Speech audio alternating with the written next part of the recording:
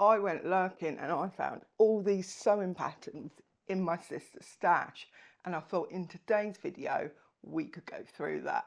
Hi guys, welcome back to the video. So I didn't really go lurking. My sister showed me some patterns she's been buying and asked me if I would do a video, and of course my sister has been so good to me recently, so I couldn't say no. I didn't know she was into the idea of sewing. Now it is just an idea. She told me she had a sewing machine, it was gifted to her and she had it for about 10 years but she never used it. She ended up giving it away. I assume it was before that. My sister can let us know. But she decided that she wanted to sew and she started buying some vintage patterns and she's asked me to go through them. Now I did ask her to come on camera herself, but she really doesn't feel very comfortable doing that, so we're not going to push her into it. I have been trying to persuade her on a daily basis. I've used every trick in the book, it's not working. We're going to go through it and just comment on the patterns ourselves. Well, myself. You're not here right now, so you can't say that.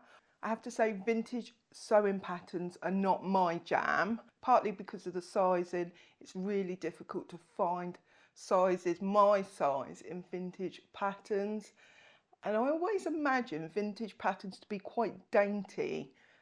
And I'm a lot of things, but dainty isn't one of them. There you go. My sister's a lot slimmer than I am, so it would suit her a lot better. So here's the first one. It's style 1561 and that's a petticoat. Let's do a thumbnail. So actually I do like the idea of a petticoat. This is really pretty. It's simple. It looks like it's probably bias cut. It's got your bust things. You've got your bust cups. It reminds me of the Tilly and the Buttons pyjamas set. I forget the name of it, but I'll put it here. It really reminds me of that. Perhaps it is cut on the bias. Can we see? This is the panty back piece. And yes, it is cut on the bias. And we know that.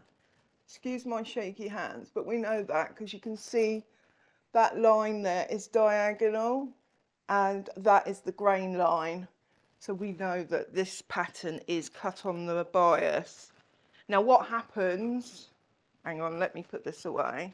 So what often happens when you have a really floaty fabric, such as a satin, you might want to make this in a satin or faux satin or even a silk, then when you cut it on the bias, it conforms more to your body.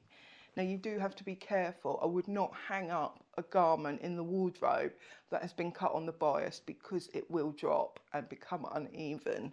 So there's two versions in this one with frills and one without. The next one is style 3735. So my sister did tell me she's really into the look of waistcoats. She loves waistcoats. So once I get settled, I will make her a waistcoat. So the dress is sleeveless. It's got princess seams down the side, a little dart on the bust, and it's got patch pockets as well, and a zip down the centre front.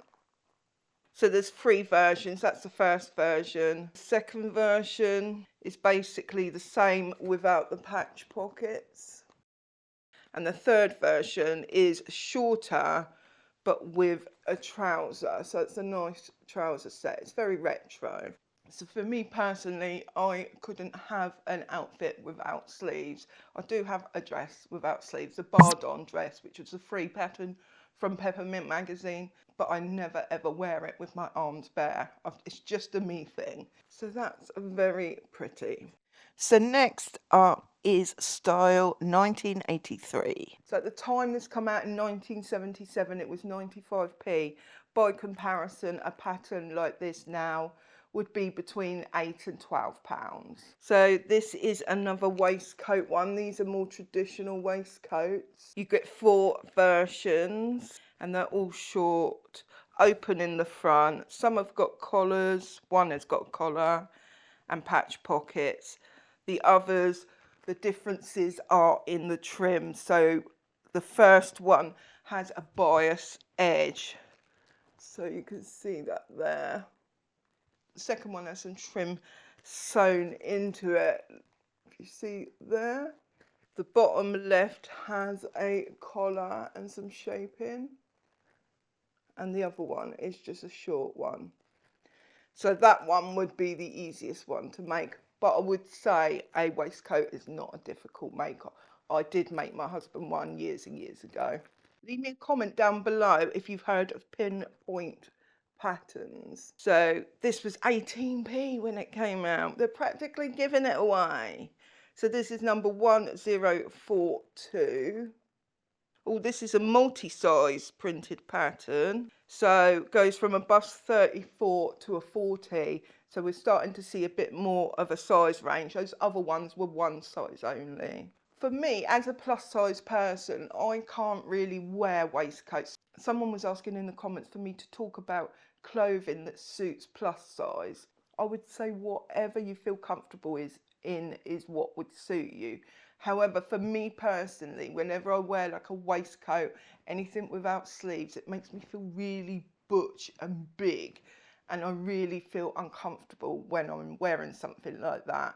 So I would steer away from that. And if I did have like a waistcoat type jacket, it would have sleeves. I think that style looks better on slim people. Just my personal opinion. It's got big bow sleeves. Now my issue with bow sleeves is you can't do the washing up in them, can you? So they're going to get in the way. They're not very practical.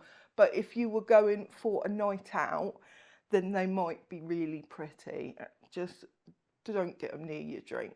I forget the name of that collar.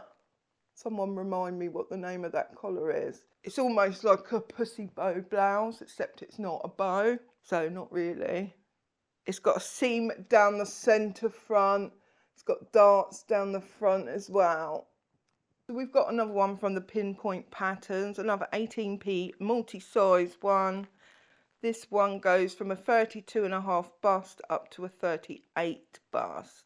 And it's number 1041. So more waistcoats. Sis, what are you doing? Waistcoats. And a waistcoat dress and trousers. It says jerkin, skirt and trouser. I've never heard of that term, jerkin. Have you? I'm guessing that is a jerkin. It's got patch pockets, but they both have. I've got to look up what a jerkin is. It's an historical clothing piece, a type of men's garment popular in the 16th and 17th century. So that makes a bit more sense now. So I think this came out in the 70s as well, because look at those trousers, they're really flared. Reminds me of like the Bee Gees or ABBA. It's got a pleated skirt. In the drawing, it looks like it's pleated, but in the line drawing, it doesn't. So anyway, more patch pockets, more darts, centre front seam on the skirt. Not for me, but my sister would rock this. We're in the last envelope now, but there's a few patterns in here. Or we're going a little bit more modern now. We're at least in the 80s. So we've got a simplicity pattern and it costs £1.25. Times are hard. Prices are getting more expensive. This is a single size. It's simplicity 5294. So you've got lots of options there. It's the same block they've used and they've just adapted it to make it into different styles, which is something you can do. If you find a pattern that you really like the look of, then use it and manipulate it into what you want it to be. So some have got drawstrings at the waist, some have got ties down the front, some have got patch pockets, some are shaped, some are rounded, some have embroidery on them. All of them though have no sleeves. I know, waistcoats don't have sleeves. This is something that's going to stay with me for a long, long time. Let me know down below what type of garment you wouldn't wear that you don't feel comfortable in. And I bet everyone's got a different one because it is very much personal choice. So we've got another simplicity one. So if any of you are like my sister and you like something so much you buy lots of patterns, stop buying lots of patterns of the same thing, because you can adapt the patterns. I've been saying this throughout this video. You can adapt the pattern into whatever you want. So the pattern we're talking about is 5910. It's basically 6 vests or waistcoats, as we call them here.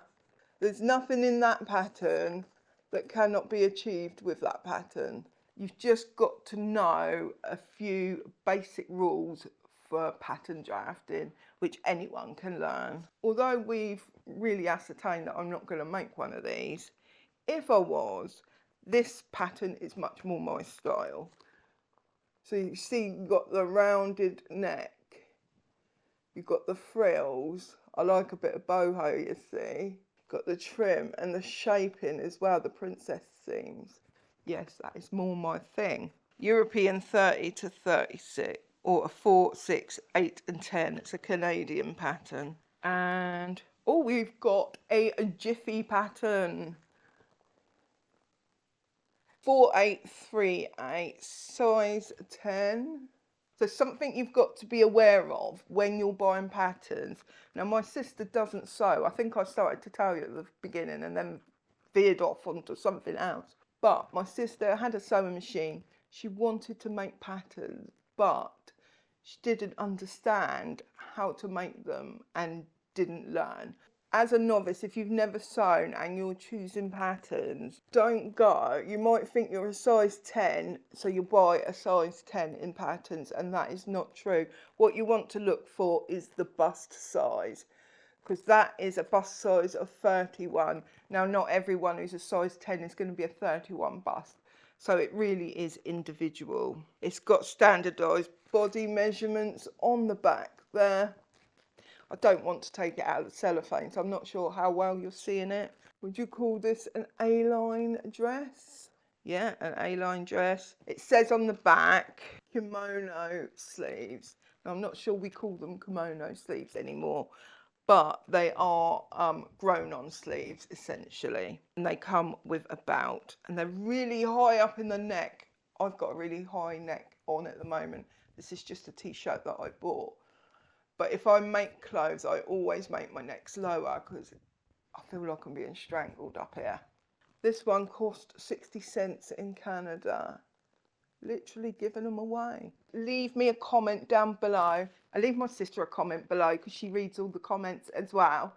And let us know which was your favourite pattern.